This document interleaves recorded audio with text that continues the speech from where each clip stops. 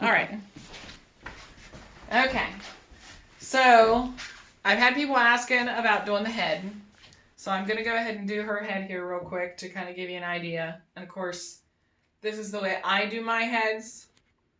I do not claim to be a professional at this, but this is how I do my heads for pets. So I'm going to go ahead. I've already brushed her out. I'm not going to have too much to show on the eyebrows because I actually trimmed her eyebrows a couple weeks ago. But we'll go ahead and get her going. This is Daisy. She doesn't really love being on the table, but she behaves well enough. They don't have to like it. They just have to put up with me. So for her, I usually do a 10 on the heads. If you've got a dog with a really thin coat, you might need to use a 7. But I think she'll probably be fine at a 10. And I have a tendency to go against the lay of the hair because you get a smoother cut. You can go with the hair. It'll give you a little bit longer cut, but it might have like wrinkles in it and it might not be as smooth. So I tend to go against the lay of the hair to get a smoother, better cut. So I've got my 10 blade on. And the way I usually do, I hold the ear out, I pull the ear tight, and then I'll set it towards the base, and I kind of take a swipe across the back of the head, and then I'll move down.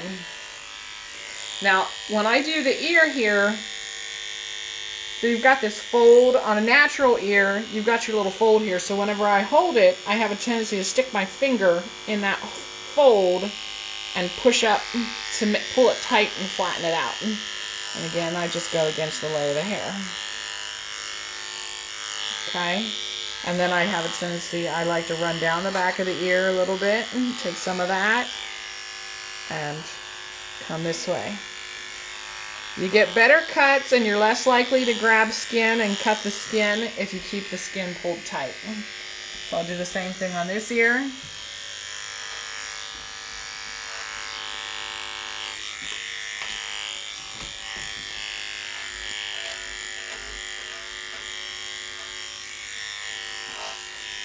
Okay, so that's how I got the top of the head started.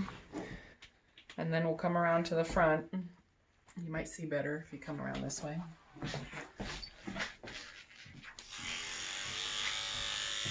And again, I'm going to go against the lay of the hair. And now when I get to the eyebrows, I tend to push the eyebrows apart because you're supposed to have about a thumb's width between the eyes. You don't want to take this long stuff here because if you keep... So a lot of people cut this. If they cut this, then you're going to, in 4 or 5, 6 weeks, you're going to have this big poof sitting up against their eyes. And it's going to be covering their eyes and it won't lay down. So you're better off to just leave this grow because as you see, it gets long and then it lays down in with the beard and you don't have it getting up in front of their eyes. But I use my thumb and my middle finger to spread the eyebrows apart. And then I can come down and I kind of hold my clippers at a little bit of an angle to get in the corners a little bit and then switch it to the other. And I try to only kind of use this edge to get down in here. And then if I need to clean it up more, I'll do it with scissors.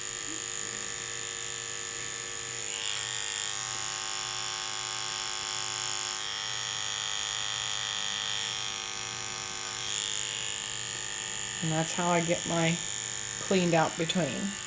And then I'll lift up the ear here and start, again, I pull everything tight, try to pull it all tight. And I start at the base of the ear and I pull down through. And when you're using your clippers, you don't want to dig down in like this, but you also don't want to, like if you gotta try to line it up to where it's flowing right along. So you're not digging down in and you're not getting underneath of it enough to do a good cut. So you want to try to make sure it glides right along to get your best cut. And then bring the cheeks over. I just kind of try to come to the corner a little bit. I'm just kind of setting my basic outline. And then I'm going to go back through and touch it up. And then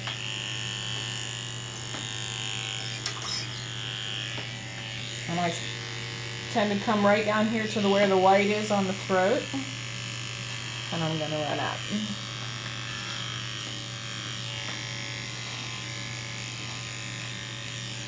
Now, on your pets, if you want to kind of keep a little bit of so you don't have quite as much hair and beard to worry about keeping brushed out, you can take more. Because really, you can create the illusion of a fuller beard without keeping all the hair. You know, if you keep what's right around the mouth and take a little bit in the front, technically I could cut all this off. I could cut all that off, and she's still basically going to look like she has mostly a beard. You know, if you're doing a show dog, you're going to leave more. But I don't need to leave more for her unless I want to.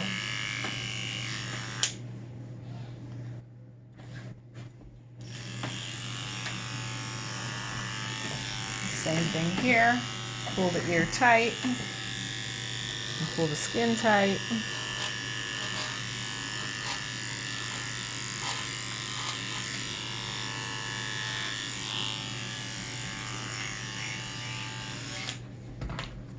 Back on since she ducks and dives. Helps keep her standing up straight.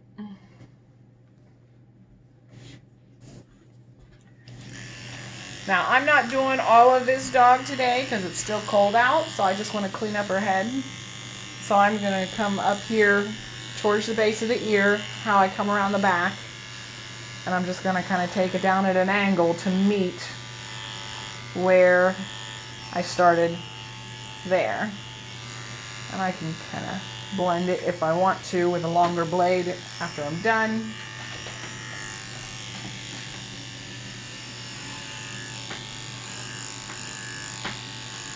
If I were doing the whole dog, I wouldn't worry about this.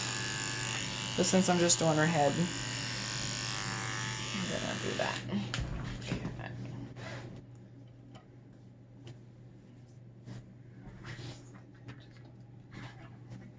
So now, I have a tendency, everybody likes their eyebrows a little bit differently. These lines aren't too bad, this is pretty good, but just since the hair lays, you can see where it's a little bit longer because it's going the different direction than what I've done. So I kind of come up around and I kind of sculpt out a little bit in that. And then the goal is to try to make them match. Doesn't always work. I'm not always very good at getting them symmetrical.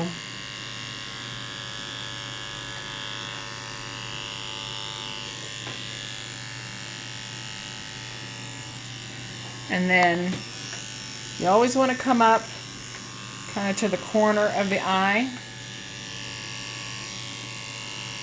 and kind of scoop it out a little bit. Now, the hair coming right off the corner, I tend to try to leave it a little bit longer. So I'll pull it forward,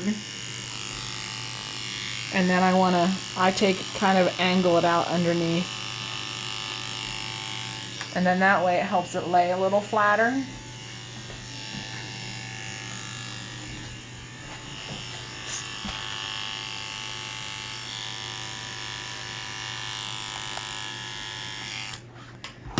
I see a lot of people, and this is personal preference, I mean, it's not, you know, a Schnauzer is supposed to have a brick-shaped head, so it should be long and rectangular. And I see a lot of people, they leave a ton of hair in here, and then they have a tendency to kind of shorten it or round it, and then you get like this big, round, fuzzy face, which is cute, but not technically appropriate. That's not what they're supposed to have. They're not supposed to have a big round face. They're supposed to have a long rectangular brick-shaped head. And so whenever you're grooming, your goal is to try to stick with that and create that. So you want all this hair to lay as nice and flat as possible, and obviously the longer it is, the more likely it's going to lay flat and lay down. Where when you're cutting it short, you're actually going to be more likely to make it poof out.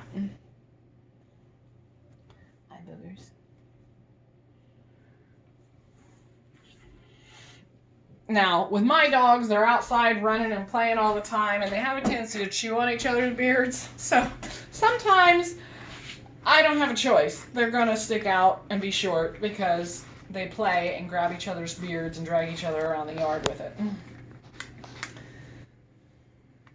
And I can do a little bit with the eyebrows, but not too much. So then I need my scissors. And with the eyebrows, everybody has what they like for their eyebrows. I'm going to take a little bit more. I'm going to take this out here because I didn't get it with my clippers.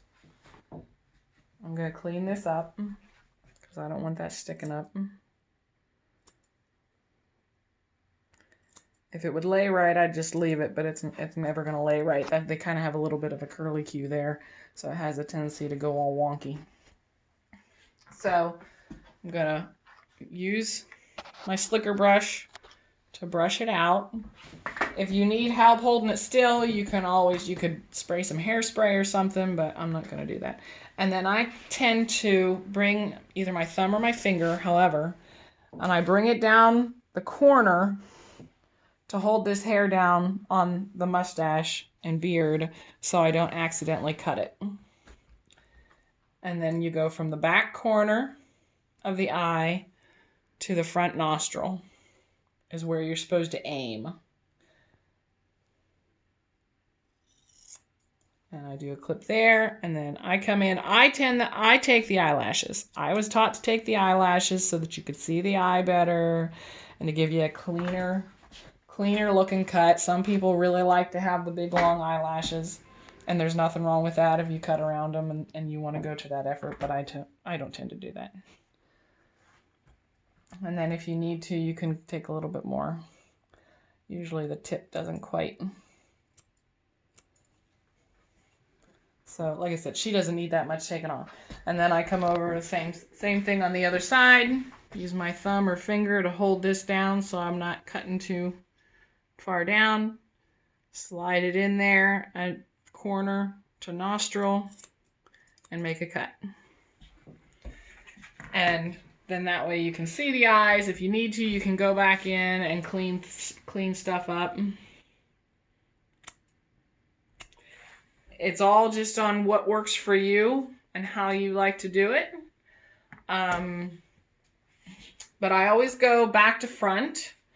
I never go front to back because you never know when something might happen to the dog would jerk its face and you could accidentally poke it in the eye with your scissors. So I always go back to front. And I tend to just make the straight cut. Now you'll see some people that want to get fancy with them and they'll either, they'll curve them. You can use curved scissors to do that, or you can just slowly curve them with straight. But I just go for simple. A simple straight cut is usually the best for me. And I tend to keep them a little bit shorter just for my pets than what you would see on a show dog. But it's one of those things that you just got to play with it and decide what you like and what works best for you. And remember, it's just hair and it will grow back. So if, I've had dogs jerk their head when I was trimming out around the eyebrow, and there goes most of the eyebrow. Well, I won't leave them look off kilter, so then I make the other one match it. So until it grows back, and then I get to do it again.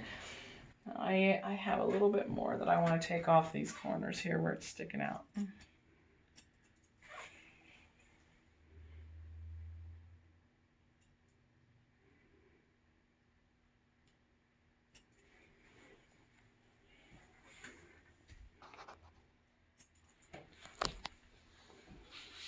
So then I'm going to go to the ears.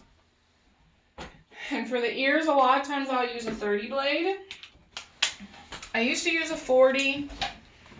And then a couple times in a row, I seemed to get a bad batch of 40s where it was grabbing the skin and cutting too far. So I switched to the 30, and I haven't had that problem with the 30s. So when I do the ears, again, I'm back to, you hold it tight. So I got a natural ear. I have a tendency to kind of stick my middle finger kind of almost into the canal a little bit. I pull it all tight, and I can hold it with my thumb. And then with the 30, I'll go with the grain of with the lay of the hair. Otherwise, I'll get it too. Now, when I'm doing around the edges, I don't follow the edge because you're more likely for the clippers to grab the edge of that ear and cut it and make it bleed. So when I'm doing these edges, I tend to work kind of towards the center of the ear, out to the edge. And you're less likely to have a problem with it grabbing. And then I'll clean up the edges with my scissors. Same thing here. I'm going kind of towards the center of the ear and I'm running it directly out. And I'm still pulling the ear flap tight. And then I'll go to the inside. And the same thing, I'll use my center finger, my middle finger, to kind of push it on the base of the ear. And then I use my thumb and my forefinger to pull the ear flap back. And I try to pull things tight. And I'm going to clean out down in here. There's a lot of little ridges and flaps down in here, so you got to be careful because you can catch those and cut them. And then again, for the rest of the ear, I'm going to go with the lay of the hair. I've got it pulled tight, and I'm going from the center towards the outside instead of trying to run up the edge. Some people run up the edge and don't have a problem, but whenever, especially in this area, there's some extra little flaps in here, and if I try to run up the edge, every time I will catch the skin and I'll have a dog bleeding. And ears really like to bleed. The smallest little nick, and they really like to bleed. So I'm going towards the center and straight out.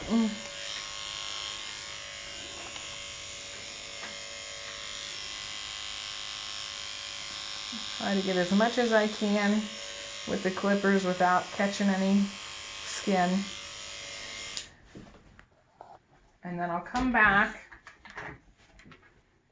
and I will do the edges with scissors.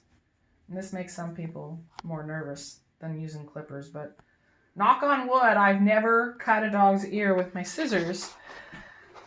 So what I do is I hold the ear up and I pull everything tight again, and then I kind of use my fingers on the front and the back to pinch and pull a little bit and to help pull the skin on the hair on the edges out so that it's sticking out. And then I'll just take my scissors and very gently, and dependent if you can use your thumb and finger on the edge and you'll feel where the ear ends and the hair where it's just hair.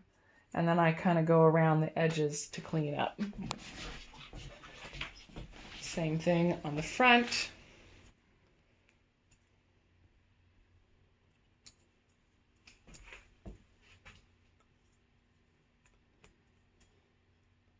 You do have to watch every now and then. I've got some dogs that I groom that they'll have like a little skin tag. Especially, for some reason, they like to get these little skin tags in this area. She doesn't have any, I don't think. And they blend in with their hair, and they're really hard to feel and see. But if they're in there and you cut them, sometimes they will bleed. Okay, and then I'll come to the other ear. And I'm going to repeat the process. So I'll pull it tight.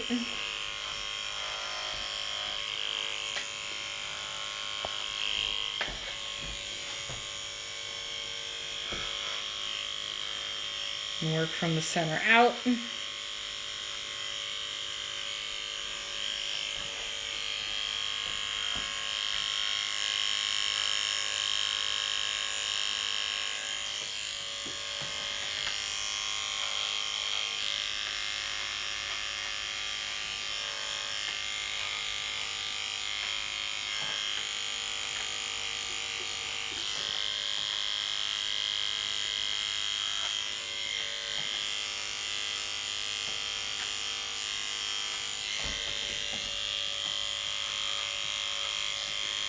And one thing to remember with clippers, unless you're working on the edge of something like these ears, you're not going to cut the dog with the clippers if you're just running it along the body. I see a lot of people are real worried about cutting the dog.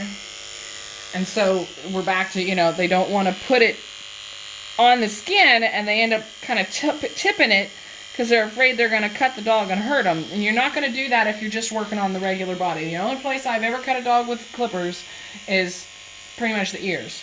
So everything else, I think I did accidentally catch somebody's testicles once. He wasn't happy.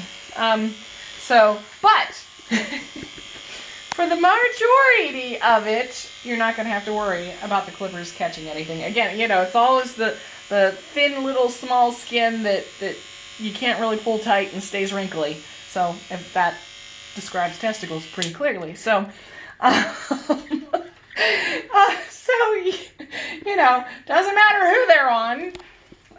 So anyway, so that's how I'm going to do that ear there. Come back and I'll do my edge. And shorter scissors would work better for this, but my short scissors aren't very sharp. And surprisingly, everybody's always worried about doing this. And they're like, oh, you're going to cut the ear. If you have sharp scissors, it's actually harder to cut the ear wrong with sharp scissors than with dull scissors. If you have dull scissors, you're used to feeling some resistance. You're used to them not cutting real good. You're used to feeling resistance. And so whenever you feel resistance, you have a tendency to kind of push through it because that's just normal. If you have nice sharp scissors, your scissors are going to cut through the hair just like a hot knife through butter. And so when you do feel resistance and you're using sharp scissors, then you notice and you're like, oh, it's catching, so that's probably got skin. So you're better off with sharp scissors than with dull scissors.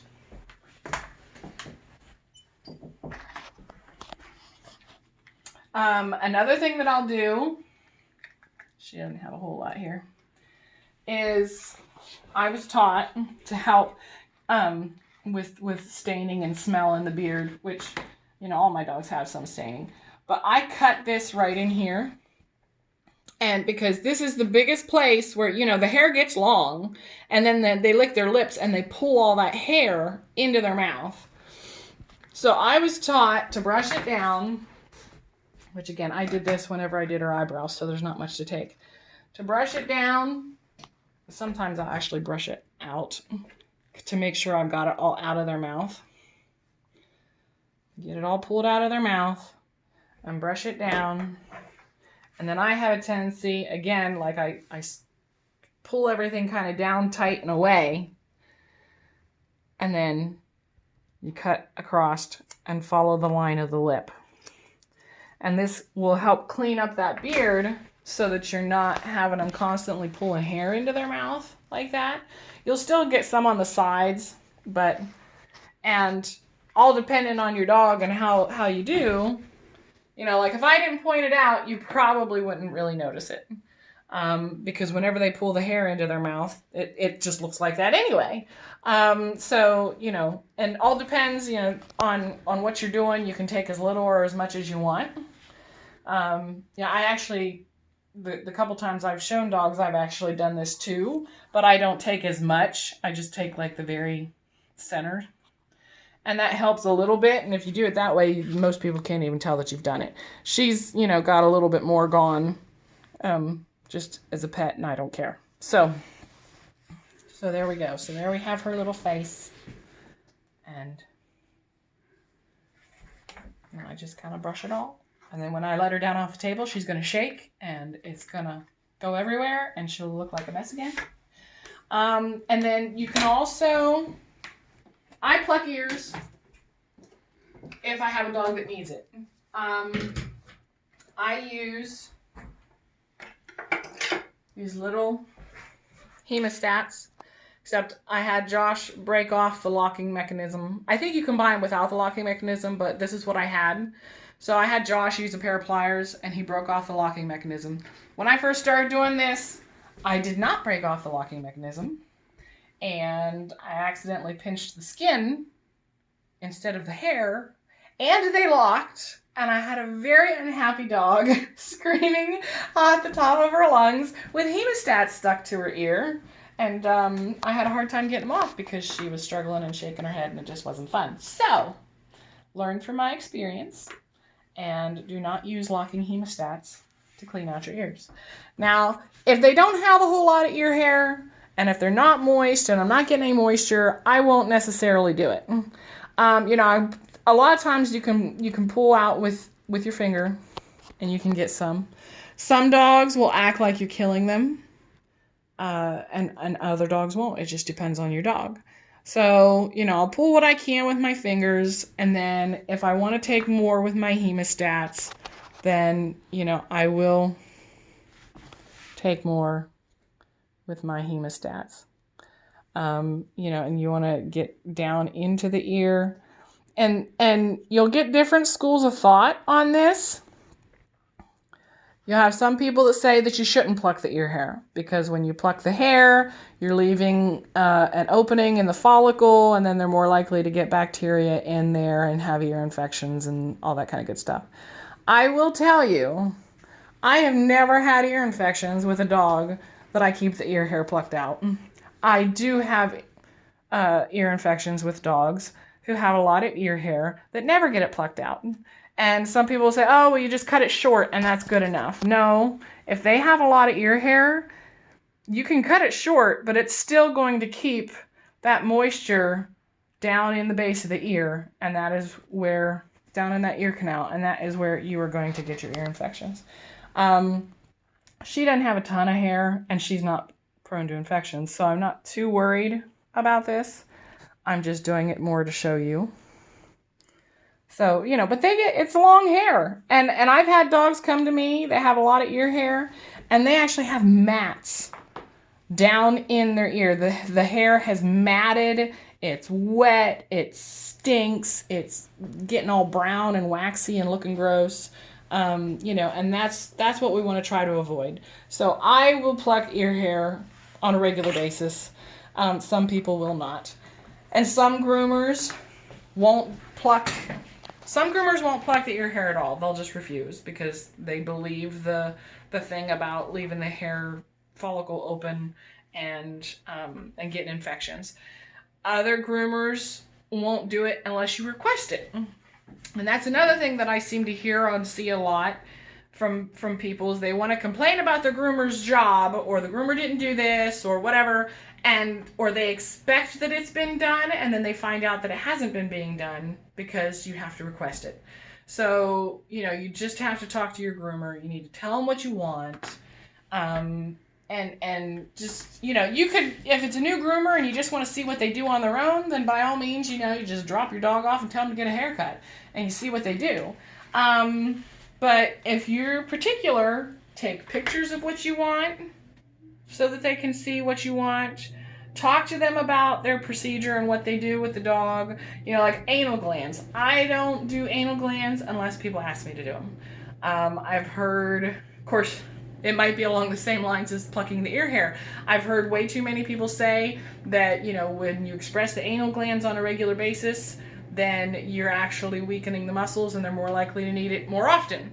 I don't express anal glands on any of my dogs. I don't really seem to have a problem with them, and yet I have people that bring dogs, that have retired dogs that I had in my house for 5 years, never expressed the anal glands, never felt the need to express the anal glands, and, they've had them for a few months or a couple, a year or whatever, and they're saying, oh, they need their anal glands done. They need their anal glands done. It's like, I never had a problem, so I don't know.